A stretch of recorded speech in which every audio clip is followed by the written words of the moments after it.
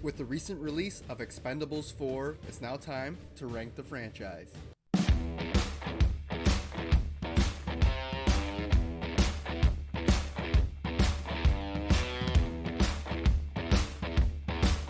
Hey guys, welcome back to the channel. Hope you're having a good one today. I'm the movie ranker, and today I'm ranking all 4 Expendables movies from worst to best. We got 4 movies here. I want to hear how you guys rank them down in the comment section before we get started. And also make sure to like the video and subscribe to the channel if you enjoy rankings like this, because I put them out all the time. Doesn't matter what the genre, from action to horror to animation, it doesn't matter. I cover it all. But without wasting any more time, let's dive into this ranking. So easily coming into last place at number 4, I got Expendables 4, or Expend4bles. I hate when movies do that, put the numbers in the title.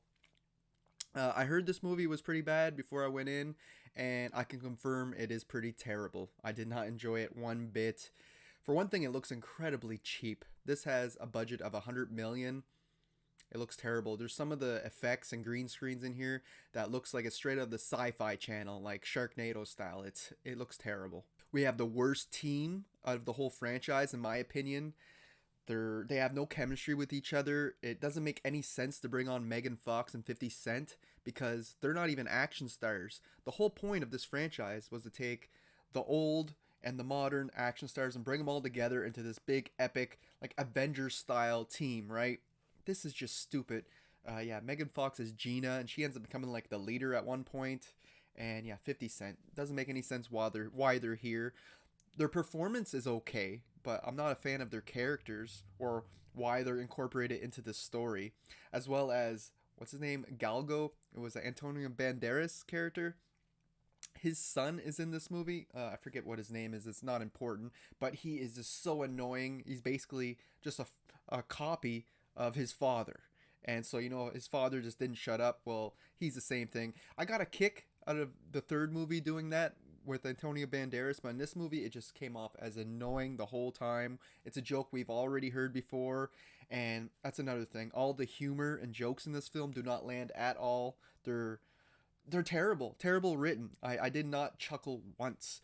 Maybe the only time I got a little chuckle was with Gunner's character, Dolph Lundgren, where how he has a hard time to see because of his age and needs like prescription glasses and stuff now, and how he stopped drinking, he's not as good. That's the only little thing that I kind of enjoyed when we're talking about the humor. And it just doesn't feel right to have Christmas on his own most of this movie, Jason Statham.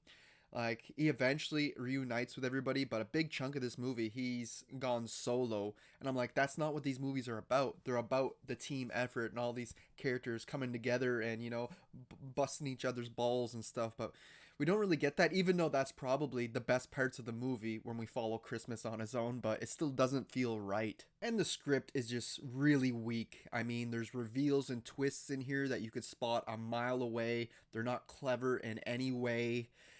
This is just a terrible sequel to the franchise and a terrible movie in general. One of the worst of 2023 that I've seen. Up next at number 3, I'm going with The Expendables 3. Big jump from part 4 to part 3. I enjoy all the rest of these movies. I get some enjoyment out of them anyway. They're all fairly good. This one, I really like Mel Gibson as Stonebanks, our villain. Mel Gibson, he just gives off a certain amount of charisma when he talks, and that he chews up the scene. Every scene that he's in, he just chews up the scenery.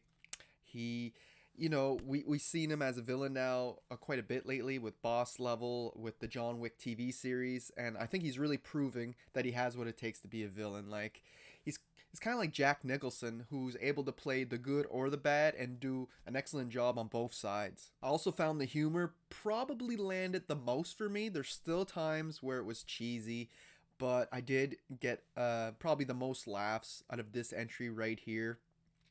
Like I said earlier, Antonio Banderas plays Galgo, and he's annoying but funny, unlike his son who's just annoying. I do get a kick of his character in here and how he's older, but he believes he's still got what it takes, but he's just so goddamn annoying. I just find it funny how he annoys the whole crew. A lot of the new additions to the cast were welcoming, like Harrison Ford replacing Mr. Church, Bruce Willis.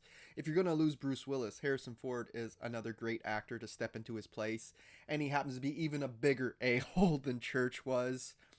We get Wesley Snipes in here as Doc. I thought he was really cool to add to the team.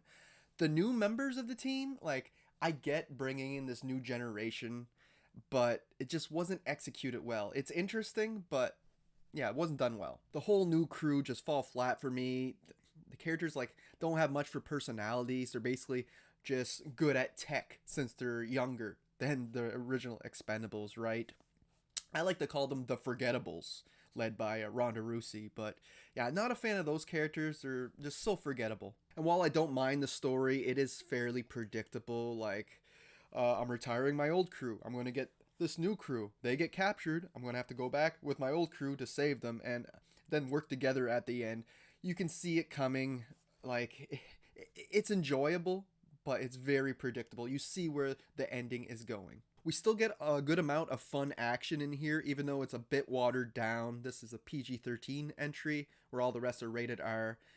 It's unfortunate because this franchise is known for its like ultra violence, you know, when they're shooting, body parts are flying off and blood everywhere. We don't get that in this one, but the action is still filmed and choreographed pretty good. I do not enjoy how fantastical some of the action can get, like Fast and the Furious style. Like a moment where they have a boat jump off out of the water onto a back of a truck, or it's one guy on a dirt bike goes up this huge jump and climbs up a building, and I'm just like, that has no place in this film. Keep that for Fast and the Furious. This is getting a little too over the top for my liking. And with the film being a little over 2 hours long, it does feel a little bit bloated in its story and the journey that we go on. It's just, it could have used a little bit of trimming here. But besides all the problems and flaws I have with it, I still really enjoy this film. Like I said, the action is still fun. We still get a lot of great characters in here, even though there's some that are a bit more forgettable than others, but still a decent entry in the franchise. Coming in the second place, I have the original, the Expendables. You know, the one who started it all. It may not be the greatest out of these films for me, but I really do appreciate how Stallone basically got all these awesome action stars together and, you know, almost like an Avengers team style. And yeah, it's just really cool to see all these characters together and these actors. Like when we get Bruce Willis, Arnold, and Stallone all in the same room together, you're like, damn, I wish this could have happened in the 80s, but it's still cool to see in modern times. I always loved how Dolph Lundgren's character Gunner, how he was kind of losing it in this one, you know, taking things a bit too far, like trying to hang pirates and stuff, and him being like a junkie, an alcoholic, and just this lifestyle, how it has an effect on each one of these members differently, how it kind of screws with him. I do really like that, and his whole betrayal against the team. It's all great stuff, and it all leads to him battling Jet Li's character Yang, you know, one being so big, like a giant. It's like David versus Goliath, and it's just so fun to watch, you know, Gunner banging his head on stuff because he's too tall, and that it's just really cool. And I'm super glad Dolph Lundgren was a part of this team because he's really a standout in all these films. He may bring more of a comedy side of things in the later sequels, but in this one, I just really enjoyed how unhinged and how much of a wild card this character was. I always found the finale pretty epic in this one when they're storming that like mansion with the army, and you see broken bones, you see like snapping necks. You got Terry Crews' character, Hail Caesar, with his big ass gun, and every shot he makes, he's just blowing pieces out of everybody. That's what I'm saying. This one has the ultra violence, which I love. The effects could have been a bit better. I'm not a fan of the digital blood flying out, but still, I'm just glad that it's still violent. I love that. I mean, the writing could have definitely been a bit tighter. It feels a little weak at times, and the whole mission itself feels pretty generic, along with the villains. Yeah, the villains are okay, but they're definitely not standouts like in part 2 or 3 with this general and this former CIA agent. It could have definitely been tightened up. And of course, a problem all these movies have is the cheesy dialogue. Some movies worse than others, but this one has it as well. I still find it a good enough time for this type of action flick. You know, Not something you take seriously at all, but yeah, just cool to see all these actors and characters hang out together, a lot of them for the first time, and I really do enjoy this flick. But for me, easily coming in the first place, I have to give it to the Expendables 2. This one just takes everything from the first, makes it bigger, better, crazier, funnier. It's better in literally every aspect. Like, it checks all the boxes for a great Expendables movie. I love the story to this one, how they're seeking revenge on one of their teammates, Billy. You know, the one character who actually seemed to have a future, and he ends up dying in the hands of Villain, I think his name is, played by Jean-Claude Van Damme. Does friggin' fantastic job. You know, I love him from the 80s, early 90s, you know, with Kickboxer and Bloodsport, all those type of films. And another guy who proved that he can play a villain just as good as playing the good guy. Like, phenomenal performance. But yeah, you don't expect it, you don't see it coming. But when he kills Billy, especially with that kick, cool ass kick to the knife to the heart, you're like, that is just badass, man. And Villain is just a really evil prick in this as a villain, like taking the townspeople, forcing them to work in the mines so he can get his plutonium, and doesn't care if they die or not. He's ready to kill on the spot if someone doesn't listen to him. He doesn't mess around, and you know, and wanting to collapse the whole mines on all the villagers after he gets what he wants. He is one mean bastard, man. But yeah, Jean-Claude Van Damme plays him so well. I like that Trench and Mr. Church, played by Arnold Schwarzenegger and Bruce Willis. I like how they get more screen time in this. They were mere cameos in the first film, but in this one they actually get action scenes and whatnot. I'm like, yes. And we get this really, really cool sequence near the end with Stallone, Bruce Willis, and Arnold going in all with their guns. I'm like, it will send chills down your spine. It's just so badass and cool, especially if you're a fan of all their earlier action stuff. And the cherry on top is, of course, my man, Chuck Norris. Man, when he shows up in this film, it is equally hilarious and epic, with the little Western music playing and him showing up after everybody dying in an instant. And they're all like, who did that? And you find out it's Chuck Norris. And the way he's even doing jokes, the jokes about himself, how Cobra bit him, and after 5 days of agonizing pain, it died. It was just really funny, really cool.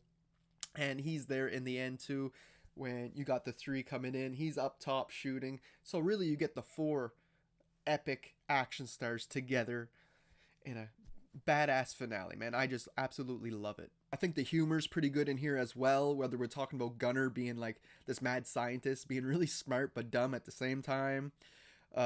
Christmas getting all these phone calls from his girlfriend, you know, that's fun. His banter with Stallone is gold throughout this whole franchise. Every movie, they got great chemistry together, so, and this one's no different. It's also great in here, so a lot of the jokes land. The action is top notch. With some great stunt work in here. The CGI blood and the little effects are much better than in the first movie. There's only one scene that really looks bad, and it's where they're landing their plane near the mine, or crashing it, whatever you want to call it. It's really quick cut. It's hard to tell what's going on, and there's some CGI mixed with real stuff, and it just looks god awful. But it's only a really small section of this film. Aside from that, the rest of the movie was a huge step up in the effects department. And I also really enjoyed Maggie as a new character. I thought she was great. Kind of weird that she was into Stallone's character Barney so much when they're like 30-40 years difference in age, from the looks of it anyway. Maybe not, maybe Maggie's older than what she looks, but aside from that, I think that was just kind of like a joke on how all the old 80s action movies had these really young women in love with these action stars that were like 20-30 years their age. Maybe that was part of it, but yeah, I do really enjoy the Maggie character. And yeah, this whole movie just gives me everything I want from an Expendables movie. It checks all the boxes. It's a highly entertaining popcorn flick. You can't take it too seriously, or you will find problems with it though. But yeah, I thoroughly enjoyed this one, and it easily comes in the first place in this ranking. So there you have it, guys. There's my ranking of all 4 Expendables movies. I hope you enjoyed it. I know I had a fun time going through this list, aside from number 4, which was a dumpster fire for the most part. But yeah, the other 3 are really fun. I'll be revisiting them many times in the future. These were not first time watches to begin with anyway, aside from part 4. But yeah, I had a fun time. Drop your rankings in the comment section. Make sure to like and subscribe. You can follow me on Letterboxd and Instagram. Links to those are in the description of this video. Go check them out. And until next time, guys, thanks for watching.